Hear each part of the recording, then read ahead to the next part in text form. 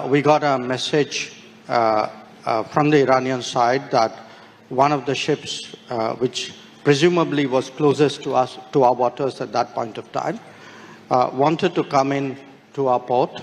My recollection is this was on the 28th, and on the 1st we said, okay, you can come in. When they set out and came here, the situation was totally different. They were coming in for a fleet review. For us, when this ship wanted to come in, and that too in difficulties, I think it was the humane thing to do. Here's the situation.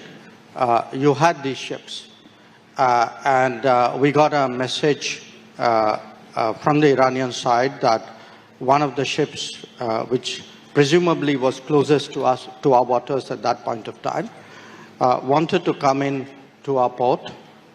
They were reporting that they were having problems.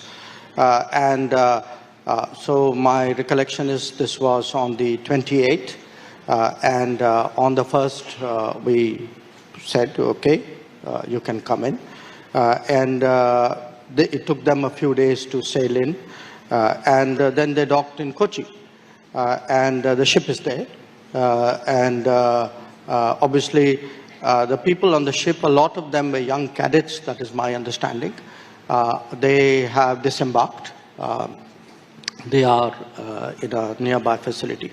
So we viewed this, look, this ship, or these ships, because there were two others as well.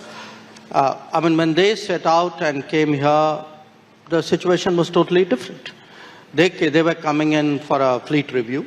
And then they got, in a way, caught on the wrong side of events. For us, when this ship wanted to come in, and that too in difficulties, I think it was the humane thing to do. I think we were guided by that principle. And in a sense, of the other ships, one obviously had a similar situation in Sri Lanka, and they took the decision which they did. And one, unfortunately, didn't make it. I think where we really approached it from the point of view of, in a sense, of humanity, of other than, whatever the legal issues were. And I think we did the right thing. Right. And I understand India did the best that could have been done under the circumstances, but the criticism is that this happened in India's, and I'm quoting, backyard. And this is, we've said in the past that the Indian Ocean is in the Indian Ocean. So what does it mean for India's position as a net security provider in this region? No, look, I don't think, I think there's a lot of social media debates going on this. Social media, by its very nature, is a forum for very sharp, angular, sometimes extreme expression of views. I mean, people have a right to express that. But there is, I mean, please understand the reality of the Indian Ocean.